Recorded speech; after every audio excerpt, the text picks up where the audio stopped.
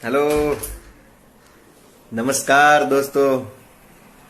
તમે ગોપાલ ઇટાલિયાને સાંભળો છો અને આપણને સૌને ખબર છે એમ માનનીય તડીપાર સાહેબનો આજે એક ટાઉન હોલમાં પ્રોગ્રામ થઈ ગયો. એની થોડીક હાઇલાઇટ જે છે એના વિશે મારે બે શબ્દો કહેવા છે. આજના આખા કાર્યક્રમમાં યુવાનો ઉપર ખૂબ જ ભાર મૂકવામાં આવ્યો હતો. એટલે હરીફરીને વારંવાર ફરીને યુવા વાતો કરતા હતા. શ્રી તડીપાર સાહેબ, રોબોટ મુખ્યમંત્રી વગેરે લોકો. હવે આ લોકો જે યુવાનોની વાત કરનારા લોકો જે છે એ લોકો 4 બુઢાને શિક્ષણ મંત્રી બનાવીને બેઠા છે. 5 ચોપડી પાસ બુઢાને વાહન વ્યવહાર મંત્રી બનાવીને બેઠા છે અને ટાઉન હોલમાં યુવાનો ભેગા કરી અને યુવાનો ઉપર રાજનીતિ કરી રહ્યા છે. અને અમિતભાઈ શાહે તો વધારે એવું કીધું કે ભાઈ યુવાનો બુદ્ધિથી કામ લેજો. ખરેખર જો યુવાનો બુદ્ધિથી કામ લેતા હોત ને તો કાં તો એ લોકો ટાઉન હોલમાં બેઠા જ ન હોત, અને જે બેઠા હતા ને એણે અમિત શાહને મારવા લીધો હોત, કાંઠલો પકડી લીધો હોત કે ફેંકવાનું બંધ કર ડફોળ.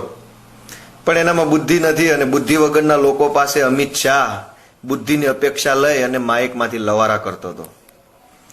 યુવાનોએ સમજવાની જરૂર છે કે ચૂંટણી ટાણે ભારતીય જનતા પાર્ટી યુવા કરશે. યુવાનોને આ પાર્ટી દાડિયા, મજૂરિયા, ખજૂરિયા, હજુરિયા, ચાપલુસ સમજે છે. આમને યુવાનો પ્રત્યે કોઈ લાગણી નથી. નહીતર એટલીસ્ટ રાજ્યનો શિક્ષણ મંત્રી તો કોઈક યુવાન હોત.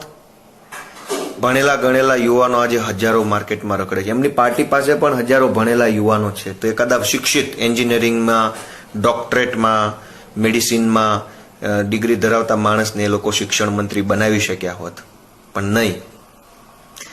પછી રોડ ઉપર જે ખાડાવાળી વાત છે એમાં અમિત શાહે એવું કીધું કે ભાઈ આ કોંગ્રેસ વાળાને ખબર નથી પડતી. જોકે હું કોંગ્રેસનો એજન્ટ નથી, હું તો ભારતીય જનતા પાર્ટીનો સભ્ય છું.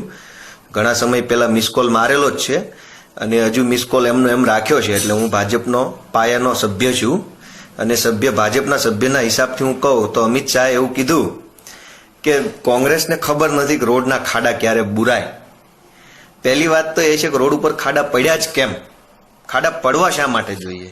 જ્યારે તમે 100, 200, 550 કરોડ રૂપિયા ખર્ચીને રોડ બનાવો છો અને ચોમાસાનો પાણીની એટલી તાકાત કે તમારા 50 કરોડના રોડને 2 ટીપા પડે ને ધોઈ નાખે.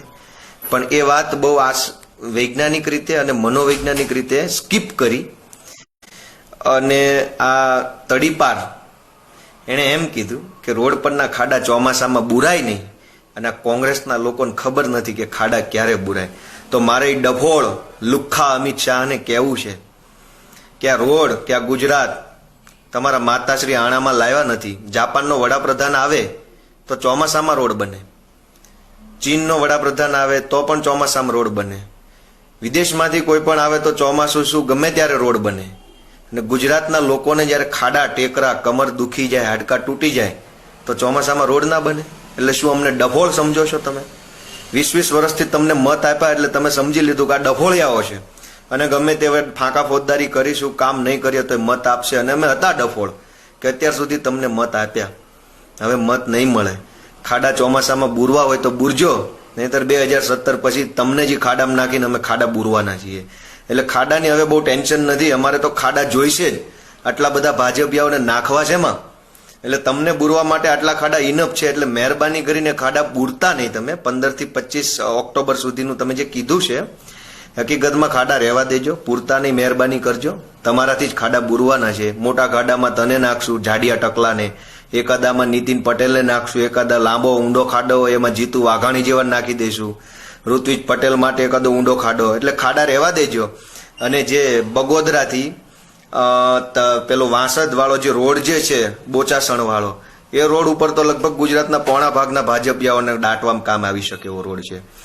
એટલે ખાડાઓ મહેરબાની કરીને બુરતા નહીં, અમને ડફોળ બનાવતા નહીં. જાપાનનો વડાપ્રધાન આવે તો ચોમાસામાં ચાલુ વરસાદે રોડ બને અને અમારા ખાડા લાગે તો તમે એમ કહો છો કે ચોમાસામાં રોડ ના બને. એટલે મહેરબાની કરો, ખાડા રહેવા દેજો. જય ગુજરાત, જય ભારત.